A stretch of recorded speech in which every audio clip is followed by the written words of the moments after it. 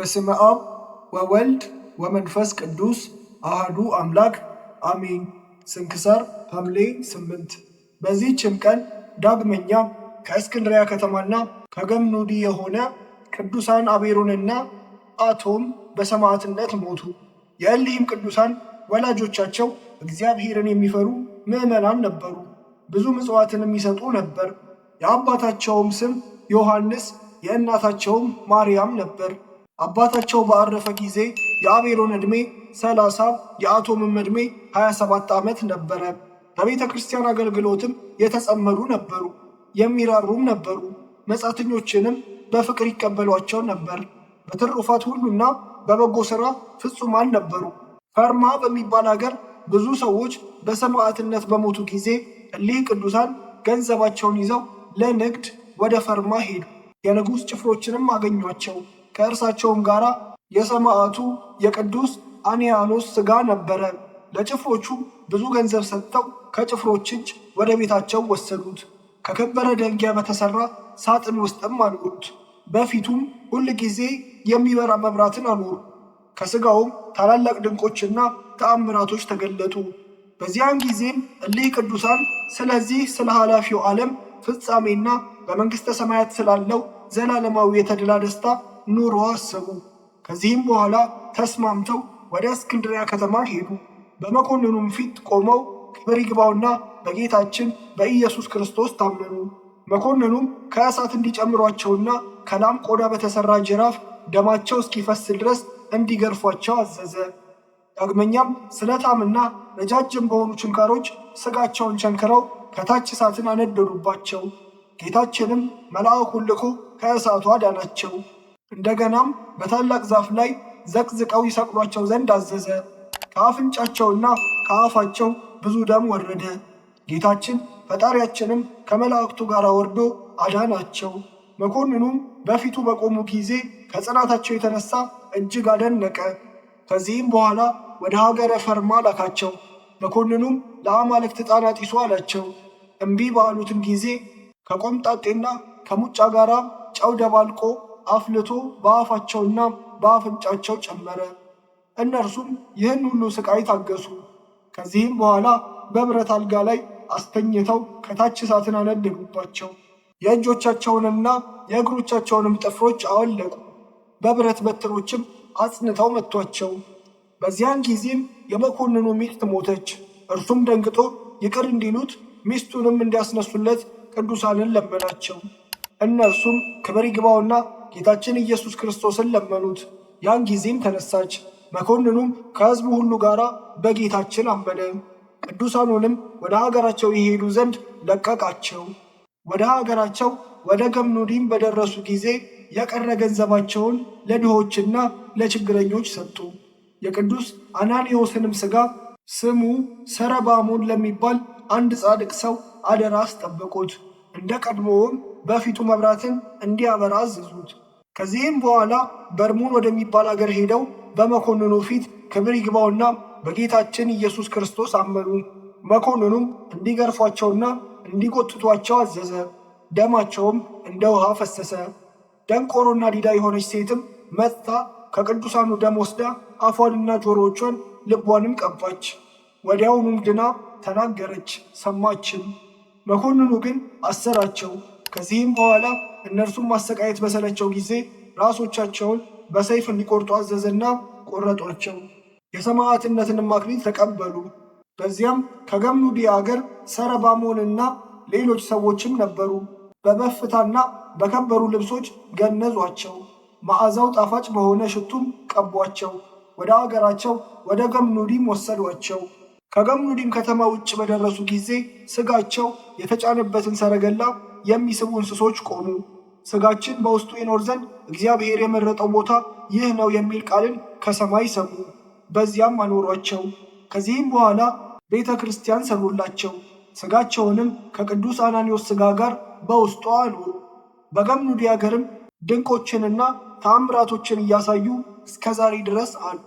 ለእኒህ ቅዱሳንም ክብር ይግባውና ጌታችን ኢየሱስ ክርስቶስ ስማቸውን ለሚጠራ መታሰቢያቸውንም እንደ ችሎታው ለሚያደርግ ኃጢአቱ ይሰረይለታል፣ ስቃይንም ከቶ አያይም ብሎ መከራ በሚቀበሉበት ጊዜ ቃል ኪዳን ሰጣቸው። ለእግዚአብሔር ምስጋና ይሁን፣ እኛንም በጸሎታቸው ይማረን፣ በረከታቸውን ከእኛ ጋር ለዘላለሙ ትኑር አሜን። በዚህችም ቀን ከግብፅ ደቡብ አካ በሚባል አውራጃ ባራ በምትባል መንደር ይኖር የነበረ ቅዱስ ሰማዕት አባ በላኒ አረፈ። ይህም ቅዱስ ቄስ ነበረ። የምዕመናንን መከራቸውን የሰማዕታትንም መጋደላቸውን በሰማ ጊዜ ገንዘቡን ሁሉ ለድሆችና ለችግረኞች ሰጥቶ ወደ እንዴናው ከተማ ሄደ። ክብር ይግባውና በጌታችን ኢየሱስ ክርስቶስ ስም በመኮንኑ ፊት ታመነ። መኮንኑ ጽኑ የሆነ ስቃይን ብዙ ቀን አሰቃየው። ነፍሱንም በእግዚአብሔር እጅ ሰጠ። የሰማዕትነት አክሊልንም ተቀዳጀ። ለእግዚአብሔር ምስጋና ይሁን፣ እኛንም በጸሎቱ ይማረን፣ በረከቱም ከእኛ ጋር ትኑር ለዘላለሙ አሜን። በዚህችም ቀን አባ ኪሮስ የቀበረው የንጉሥ ልጅ ድሃ የነበረው አባ ሚሳኤል አረፈ። ዜናውም እንዲህ ነው። አባ ኪሮስ በእግዚአብሔር ትእዛዝ ወደ ሳት ገዳም ሄደ። ከዚያም ደርሶ ቤተ ክርስቲያኒቱን ተሳለማት። በዚያም አምላክን የወለደች የእመቤታችን የድንግል ማርያምን ስዕል አየ። ከዓይኖቹም እንባ እያፈሰሰ እመቤቴ ሆይ አስቢኝ አላት። ስዕሊቱም ኪሮስ ሆይ መምጣትህ መልካም ነው፣ ከዚህም አትለፍ፣ የአባትህን አጽም ትጠብቅ ዘንድ ወደ ማደሪያ ተመለስ እንጂ አለችው። አባ ኪሮስም ይህን ሰምቶ ከስዕሏ ፊት 700 ስግደትን ሰገደ። በዕብራይስጥም ቋንቋ እንግዳ ነህና በቃህ፣ በምሕረት መዝገብም ተመዝግቦልሃል የሚለውን ቃል ሰማ። ከዚያም ባለፈ ጊዜ መነኮሳቱ መልኩ የተዋበ ሁለመናውም ያማረ እንደሆነ ተመለከቱ። እርስ በርሳቸውም እንዲህ ተባባሉ፣ ይህ መነኩሴ ከመንግሥት ከተማ ከግብፅ አገር የመጣ ነው። ሰውነቱ በጾምና በጸሎት አልጠወለገምና። እጅግም ነቀፉት፣ አልተቀበሉትም። ነገር ግን ወደ ሌላ ወደሚንቁት ቦታ ሰደዱት። በዚያም መስፈርስ በሚባል ሕማም ለብዙ ጊዜ የታመመና በምድር ላይ የተጣለ ድሃ ሰውን አገኘ። በራስጌውም የመላእክት አለቃ ቅዱስ ሚካኤልን፣ በግርጌው ቅዱስ ገብርኤልን፣ በቀኙም ሩፋኤልን፣ በግራውም ሰዳካኤልን አየ። እነርሱም በክንፋቸው ጋርደውት ነበር። ከሰውም ያለ እርሱ ያያቸው አልነበረም። በገዳዮች ፊት ሞትን የማይፈራ ጎበዝ እንዴት ነህ ብለው ሰላምታ ሰጡት። አባ ኪሮስም አደነቀ። በልዕልና ነዋሪዎች ሆይ ከዚህ ለምን ተቀመጣችሁ አላቸው። ይህን ድሃ እንድንጠብቀው ከእግዚአብሔር ታዘናል አሉት። አባ ኪሮስም እስከ መቼ ነው አላቸው። ከዚህ ድካም እስከሚያሳርፈው ድረስ ነው አሉት። ከዚህም በኋላ ወደ ታመመው ድሃ ተመልሶ በዚህ ቦታ ከኖርህ ምን ያህል ዘመን ነው አለው። በሽተኛውም 65 ዓመት ነው አለው። ሁለተኛም ከታመምክ ስንት ዓመት ነው አለው። 20 ዓመት ነው ብሎ መለሰ። አበምኔቱና የገዳሙ መነኮሳት ይጎበኙሃልን ብሎ ጠየቀው። በሽተኛውም አባቴ ሆይ የለም አይጎበኙኝም፣ ፊታቸውን ካየሁ 15 ዓመት ይሆናል ብሎ መለሰ። አባ ኪሮስም ና ንገረኝ፣ አባትህ ማን ነው? እናትህስ ማናት አለው። በሽተኛውም እንዲህ ብሎ መለሰ። አባቴ የኬልቄዶን ንጉሥ፣ እናቴም የራህራህ ንጉሥ ልጅ ናት። አባቴ ኪሮስ ሆይ እውነት እልሃለሁ በአባቴ ቤት ያሉ ሰዎች ወርቁንና ብሩን ቀጭኑንም ልብስ በእግሮቻቸው ይረግጧቸዋል። አባ ኪሮስም ወደዚች ገዳም ማን አደረሰ አለው። ድውዩም እንዳንተ ያሉ 2 ሰዎች ወደ አባቴ ቤት መጥተው በዚያ አደሩ። እኩለ ሌሊትም ሲሆን ፊቱ ብሩህ የሆነ ሰውን ወደ እኔ መጣ። ሚሳኤል ብሎ ጠርቶ ሲነጋ ተነስተ ከእነዚህ ቅዱሳን ጋር ሂድ አለኝ። በእንዲህ ያለ ሥራ ወጥቼ ወደዚህ ቦታ ደረስሁ። ምንም በጎ ሥራ ሳልሰራም እንደ እነርሱ ሆኑ። አባ ኪሮስም እኔ አጽናናሃለሁና ወንድሜ ሆይ ስማ። ስሙ በብኑዳ የሚባል አንድ እጅግ ድሃ የሆነ በበረሃ የሚኖር መነኩሴ ነበረ። የበጎ ሥራ ጠላት ሰይጣን ወደ እርሱ መጥቶ አሳተው። እግዚአብሔርም ሥጋውን ለአንበሳና ለሰማይ ወፎች ሰጠ። እርሱም በወገን የከበረ ከሮም ንጉሥ በታች የሚገዛ የኬፋዝ ንጉሥ ልጅ ነበረ። ሁለተኛም እነግርሃለሁ የሮሜ ንጉሥ ልጅ የሆነ አንድ ድሃ ነበረ። እርሱም ከበትር ብቻ በቀር ከአባቱ ቤት ምንም ሳይዝ በቀስታ ወጣ። ያንንም ሰው እኔ እጅግ አውቀዋለሁ። ከገዳም ወደ ገዳም ከተራራም ወደ ተራራ ይዞር ነበር።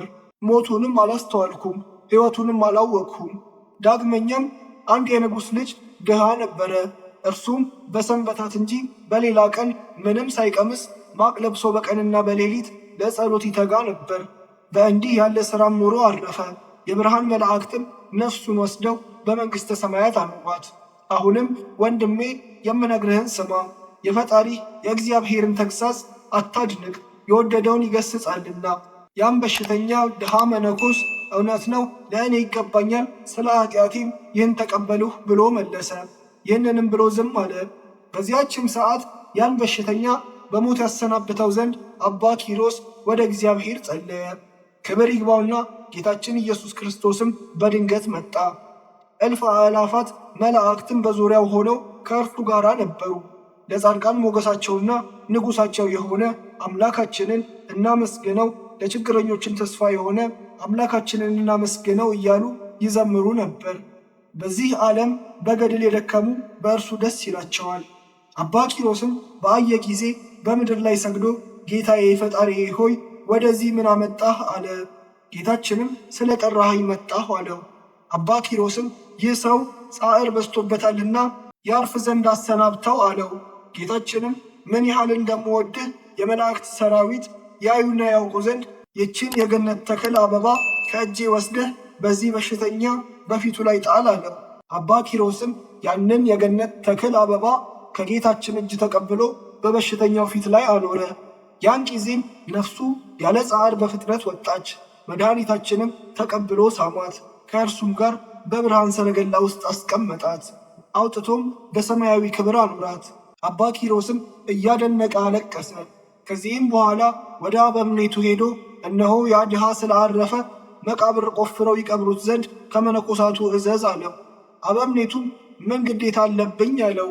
አባ ኪሮስም ትኩር ብሎ ተመለከተውና ይህ የሰይጣን ሥራ እንጂ የሰው ሥራ አይደለም አለው። ስለ አስጨነቀውም 7 መነኮሳትን አዘዘለት። እነርሱም ማዕጠንታቸውን ይዘው ተነሱ። አባ ኪሮስም የሚያጥኑታሉና የረከሱ ማዕጠንቶቻችሁን አስወግዱ፣ በቦታቸውም ተዋቸው፣ ነገር ግን ቅበሩት ብሎ አማላቸው። ያን ጊዜም 4ቱ የመላእክት አለቆች ሥጋውን በከርቤና በሚአ አጠኑ። መዓዛውም ያንን በዓት መላው። እነዚህ መነኮሳትም የሚያሸተን ምንድን ነው? ይህ መነኮስ ሥራይን ያውቅ ይሆን ተባባሉ። ከዚህም በኋላ ሥጋውን ወስደው በዚያው ገዳም በእንግዳ መቃብር ቀበሩት። ከመቃብሩም ጥሩ ውሃ ፈልቆ ለበሽተኞች ፈውስ ሆነ። ለእግዚአብሔር ምስጋና ይሁን። እኛንም በዚህ ጻድቅ ጸሎት ይማረን፣ በረከቱም ከእኛ ጋር ትኑር ለዘላለሙ አሜን።